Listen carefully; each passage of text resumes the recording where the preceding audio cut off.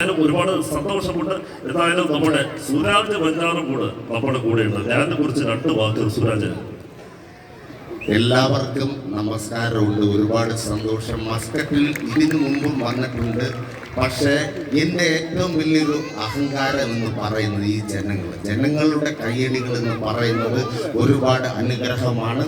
എല്ലാവരും നല്ലൊരു കൈയടി എന്ന്. നമ്മുടെ സ്വന്തം ഞാനെ കുറിച്ച് എനിക്ക് വാക്കുകളൊന്നും പറയില്ല. അവനെ തന്നെ അറിയാം. സുരാജ് ആരെന്ന് അവന് നന്നായിട്ട് അറിയാം. നസ്ലിൻ എപ്പോഴും അവനെ കുറിച്ച് പറയുന്ന ഒരു കാര്യം. എല്ലാവർക്കും നമസ്കാരം. ഹായ് ചേച്ചി. ഹലോ ചേച്ചി. മൊബൈലിൽ നോക്കിക്കൊണ്ടിരിക്കണം ചേച്ചി. ചേച്ചി ഇത്ര നേരം നമ്മളെ കാത്തിരുന്നിട്ട് ഇത്ര നേരം നമ്മൾ സ്റ്റേജിൽ വരുമ്പോ മൊബൈലിൽ നോക്കാണ് ചേച്ചി ചെയ്യേണ്ടത്. അതൊരു മര്യാദ കേട്ടാ. ചേച്ചിക്ക് ഈ സമയം പിന്നെ കിട്ടൂല കേട്ടോ. പിന്നെ ചേച്ചി കരയും മോളെ. അത് ചേച്ചി മനസ്സിലാക്കി കാണാം അല്ലേ? സത്യം പറഞ്ഞ ഫ്രണ്ടിൽ കിട ചേട്ടൻ എന്നെ നോക്കി പുഞ്ചിരിക്കുന്നു. ചേട്ടാ കുറെ കാലമായി നമുക്ക് ധ്യാനേട്ടന്റെ കൂടെ ഒരു പടം ചെയ്യണം, ഒരു ഹ്യൂമർ റോൾ ചെയ്യണമെന്ന് ഭയങ്കര ആഗ്രഹം ഉണ്ടായിരുന്നു. പക്ഷെ ഇതുവരെ കിട്ടിയില്ല.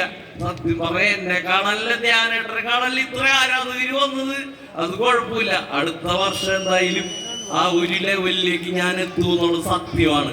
എന്നെ കോപ്പി അടിച്ച് പല താരങ്ങൾ വന്നിട്ടുണ്ടെങ്കിലും ഏറ്റവും അടുത്ത് കോപ്പി അടിച്ചിരിക്കണം നമ്മുടെ സ്വന്തം ആസിഫ് അലിക്കാണ്. ആസിഫ് അലിയുടെ അഡിയോ മിഗോസ് നിങ്ങൾ കണ്ടാൽ ശ്രദ്ധിച്ച അദ്ദേഹം അഡിയോ മിഗോസിൽ പറയുന്ന ഒരു ഡയലോഗ് ഉണ്ട്.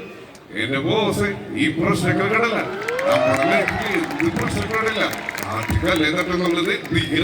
ഇങ്ങനെ പറയണ്ടായി. അത് ഞാൻ തണ്ണീർമത്തം നിരകളുടെ ഡയലോഗില്ലേ, എന്ത് പണ്ടാരണവൻ ഒരുമാതിരി ചാടയും ചെന്ന വഴിക്ക് ഒരു പഞ്ച് ഡയലോഗ്. അത് കോപ്പി അടിച്ചാണ്. അത് നിങ്ങൾക്ക് അറിയോ? അങ്ങനെയുള്ള കോപ്പി അടികളൊന്നും ഇവിടെ നടക്കുന്നില്ല.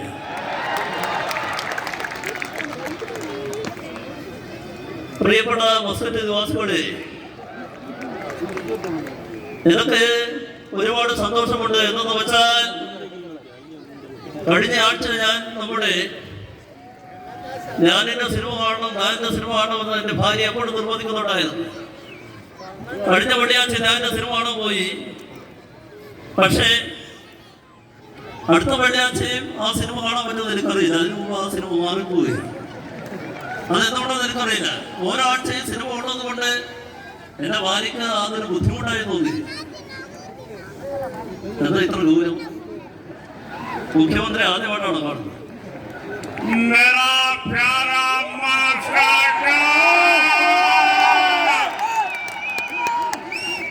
ഇതെന്താണ് മോദി ഇങ്ങനെയൊക്കെയാണോ ഒരു തുടക്കത്തിലൊക്കെ പറയുന്നത്? ഒന്നോടെ പറഞ്ഞേ.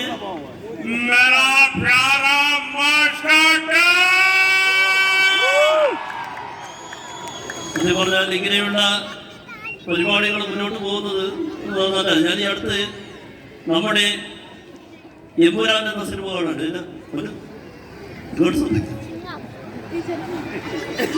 മുഖ്യമന്ത്രി സംസാരിക്കുമ്പോൾ ഇങ്ങോട്ട് ശ്രദ്ധിക്കുക, അല്ലാതെ അങ്ങോട്ടല്ല ശ്രദ്ധിക്കണം.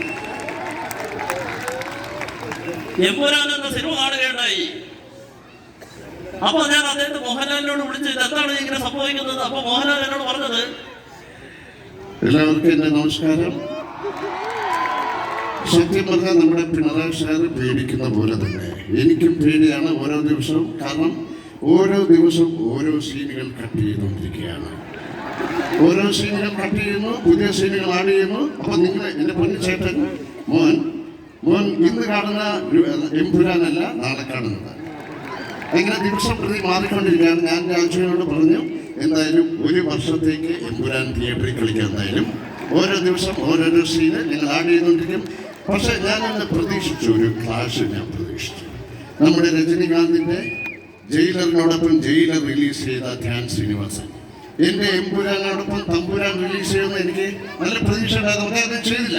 എന്തായാലും അത് വലിയൊരു കാര്യമാകട്ടെ. എന്തായാലും പിണറായി സാർ ഞാൻ കാണുകയുണ്ടായി. നല്ല സിനിമയായിരുന്നു. കുറെ നേരമായി പുറം നടക്കുന്നു. അങ്ങനെയുള്ള ഫോട്ടോ എടുക്കുന്നത് നടക്കുകയല്ല. പിന്നെ എനിക്ക് പറയാനുള്ളത്, നമ്മുടെ പല ശബ്ദങ്ങൾ സംസാരിക്കുമ്പോൾ